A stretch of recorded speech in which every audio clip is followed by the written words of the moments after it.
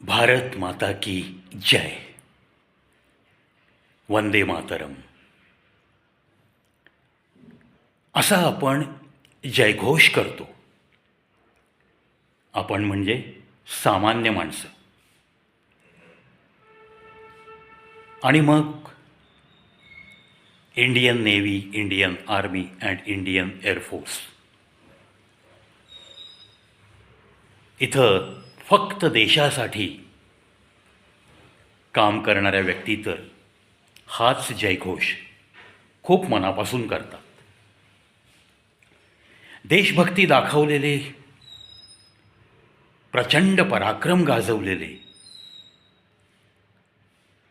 आत्तापर्यंत हजारो सैनिक ज्यांनी आपला जीव गमावला, या मातीसाठी, तुमच्या आमच्यासाठी, त्यांचा देखील मी तर खूपच सन्मान करतो. वर्दी मग ती नेव्हीची असो, एअरफोर्सची असो किंवा आर्मीची असो, तिचा सन्मान खूपच मनापासून. पण जेव्हा आपण सामान्य माणसं इतकी प्रचंड देशभक्ती, इतका प्रचंड सन्मान मनातल्या मनात दाखवतो अशा लोकांसाठी, आणि जेव्हा आपल्याला समजतं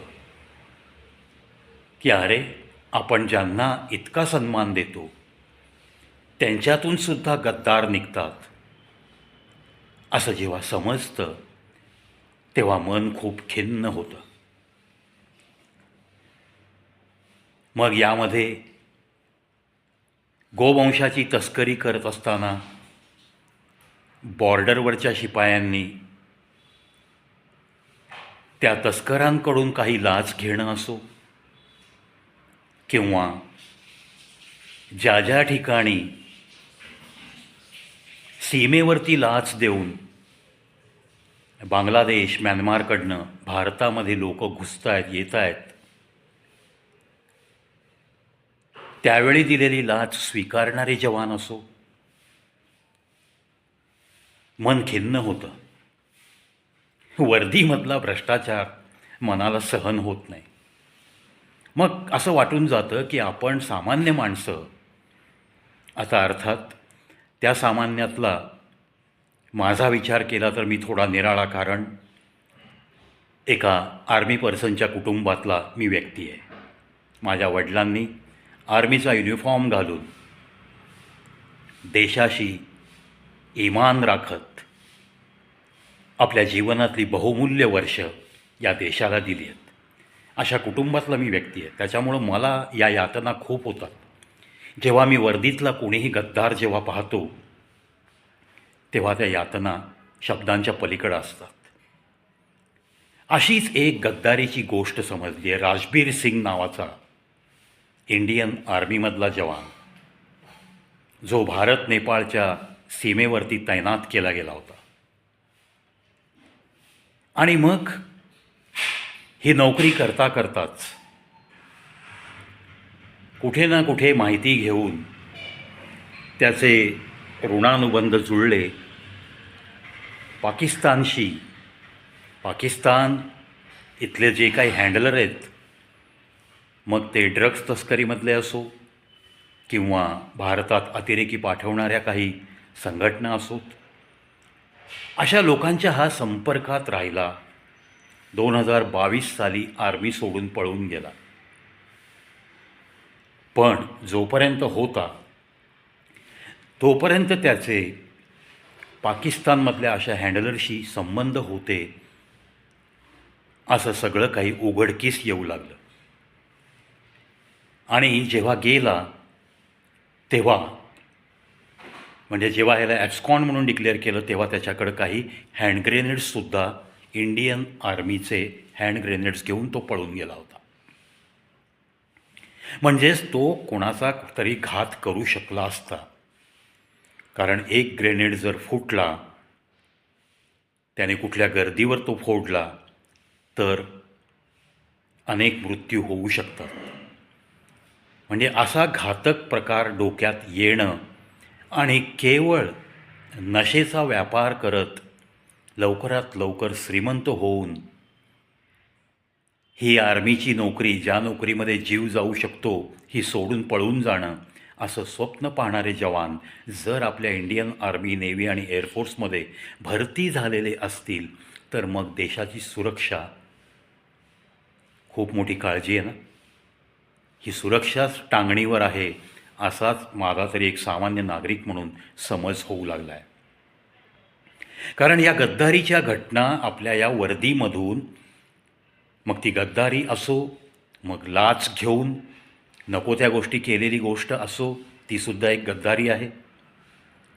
या जर घटना वारंवार वाढत असतील सीमांवरती, तर मग भारतात राहणाऱ्या आपल्या भारतीयांचं आयुष्य, तसं पाहिलं तर ट्रिगरवरती एक बोट दाबलं जाणं आणि मग पहलगामसारख्या घटना घडणं हे ठिकठिकाणी घडू शकेल. अशा गद्दारांची संख्या जर वाढणार असेल तर मग या आर्मी, नेव्ही आणि एअरफोर्सच्या भरतीच्या वेळेस अजून आपल्याला ही चौकट जास्तीत जास्त कडक कशी करता येईल याच्याकडे लक्ष द्यावं लागेल. इवन भरती झाल्यानंतरसुद्धा कळत न कळत आज प्रत्येक जवानावर लक्ष ठेवलं जातं आहे, पण त्याच्यामध्ये सुद्धा थोडी कडक भूमिका घ्यावी लागेल. मग नुसती कडक भूमिका घेऊन हे सगळं भागणार आहे का? याचं उत्तर सरळ सरळ आहे, नाही. मग काय झालं पाहिजे? तडकाफडकी गद्दारी केल्यानंतर कोर्ट मार्शल होतं, त्याला काढून टाकलं जातं. विश्वासार्हता गमावलेल्या आर्मी किंवा नेव्ही किंवा एअरफोर्सवाल्या जवानांना आपल्या भारतीय त्या सेनांच्या या तुकडीमध्ये सामील होण्याचा हक्क, अधिकार कायमचा संपुष्टात आणला जातो, इथपर्यंत ठीक आहे.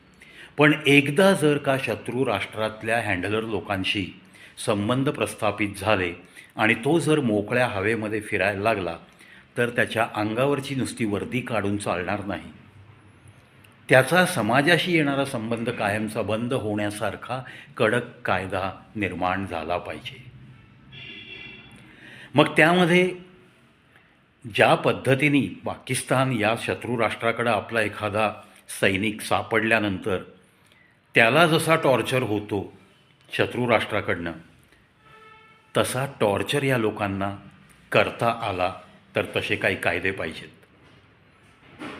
किंवा शॉक ट्रीटमेंट त्याला अशी दिली गेली पाहिजे की तो फक्त लुळापांगळा होऊन मृत्यूची भीक मागत घरात पडून राहिला पाहिजे. अशा पद्धतीने त्याला काहीतरी करता आलं पाहिजे. वास्तविक पाहता देशाशी जेव्हा गद्दारी होते तेव्हा मृत्यूदंड एवढीच शिक्षा हवी आहे. पण we cannot walk on the path of Saudi Arabia. आपण भारत देशातली संस्कृती ही एक मानवतेचा संदेश देणारी संस्कृती आहे. त्याच्यामुळंच मी या कॅपिटल पनिशमेंटबद्दल बोलत नाही आहे.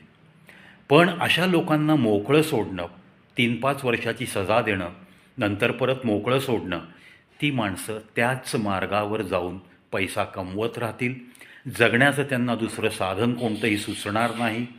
जेणेकरून हे गद्दार हे मरेपर्यंत गद्दारी करत राहतील. कदाचित गद्दारांची संघटना स्थापित करू शकतात. ही अशी डेरिंगबाज माणसं मग तुमच्या कुठे कुठे लाच खाल्ली जाते याची माहिती काढून तिथल्या भगदाडातून शत्रू राष्ट्रांशी संबंध प्रस्थापित करण्यात यशस्वी होत राहतील. हा राजवीर सिंग आज जी शीख जमात आहे, प्रचंड देशभक्ती त्यांनी वेळोवेळी दाखवलेली आहे. म्हणजे अक्षरशः फक्त 21 शीख लोकांनी शेकडो लोकांचा सामना केला, हे आपण इतिहासात पाहिलेलं आहे. त्याच्यावर चित्रपट पण निघाला आहे. म्हणजे प्रचंड धमक दाखवत देशासाठी प्राणार्पण करणारी ही शीख जमात या पूर्ण शीख रेजिमेंटला बदनाम केलं या राजवीर सिंगनी. आता तो पकडला गेला आहे, त्याच्यावरती जी काय कारवाई चालायची ती चालली आहे. सगळं खरं आहे. 2022पासून तो आर्मीच्या बाहेर आहे, भगोडा म्हणून घोषित झालेला आहे. परंतु त्याचा कायमचा, त्याचा म्हणजे तो एक प्रतिनिधी आहे अशा सगळ्या गद्दारांचा. अशा सर्व सापडणाऱ्या गद्दारांच्या बाबतीत कुठे ना कुठे काहीतरी सुप्रीम कोर्टने आपल्या संसद भवननी असे काहीतरी कडक कायदे संमत केले पाहिजेत की त्याची दहशत प्रत्येक वर्दी घातलेल्या व्यक्तीला नक्कीच राहिली पाहिजे. सीमेवरनं एखादा माणूस बांगलादेशचा 1000, 2000, 5000 रुपयात इकडं सोडला जातो, या गोष्टीची मला तर खूप कीव येते. इतके जर लाचार लोक त्या वर्दीचा अपमान करत बॉर्डर सिक्युरिटी फोर्समध्ये नोकऱ्या करत असतील तर अक्षरशः रांगेने उभं करून गोळ्या घालून मारण्या इतकी त्यांची लायकी आहे. पण हा झाला एक जहाल विचार जो अंमलात येऊच शकत नाही, पण जीव तडफडतो. जर कॉमन मॅन इतक्या अभिमानाने भारत माता की जय म्हणत असेल, वंदे मातरम म्हणत असेल, खूप अभिमानाने 15 ऑगस्ट 26 जानेवारीला त्या झेंड्याला सॅल्यूट करत असेल, प्रवासामध्ये एखादा वर्दीवाला दिसला तर त्याला खूप सन्मानाने छोटी मुलं किंवा मोठी माणसंसुद्धा सॅल्यूट करत असतील, तुम्हाला जर इतकं मोठं देवत्व देण्याची प्रवृत्ती सामान्य माणसांमध्ये असेल तर त्यांचे तुम्ही रक्षक म्हणून जेव्हा जाता तेव्हा तुम्ही भक्षक बनलं नाही पाहिजे ना. हा रक्षक लोकांमध्ये जी गद्दारीची एक लाट उसळती आहे त्यासाठी हा व्हिडिओ. मग तो एखादा इंजिनियर का असेना ज्याने आपल्या क्षेपणास्त्रांच्या बाबतीत पाकिस्तानला माहिती पुरवली, तो अरेस्ट झाला, त्याचंही चालू आहे प्रकरण. म्हणजे ज्या आपण देशाचं अन्न खातो त्या देशाशी आपण गद्दारी करतो याची लाज का वाटत नाही या लोकांना. याचं गांभीर्य कशामध्ये आहे तर कायदे कमकुवत आहेत. अशा बाबतीत असलेला कायदा कडकच पाहिजे. मग त्याला मी सांगितलेला एक इलाज आहे, by way of shock treatment. तो कायमचा पंगो होऊन घरात पडला पाहिजे, त्याचा मेंदू काम नाही केला पाहिजे. कारण सगळं हे मेन फ्यूजमध्ये जे विचार येतात त्याच्यानुसार ती गद्दारी झालेली असते. त्यामुळं हा मेन फ्यूज जर तो आपण डिफ्यूज केला, काही प्रमाणात डिफ्यूज करायचा आहे, त्याला मारून नाही टाकायचं आहे, असा काहीतरी कायदा नक्की निघाला पाहिजे असं मला सांगावंसं वाटलं. आणि म्हणूनच या गद्दारांचा निषेध करण्यासाठी हा छोटासा व्हिडिओ, जास्तीत जास्त वर्दीवाल्या लोकांपर्यंत हा व्हिडिओ पोचला पाहिजे, जेणेकरून वर्दी अंगावर असताना लाचेची रक्कम घेतानासुद्धा थोडीशी तरी लाज आणि शरम वाटली पाहिजे. याच अपेक्षेसह या व्हिडिओत थांबतो. जय हिंद, जय भारत.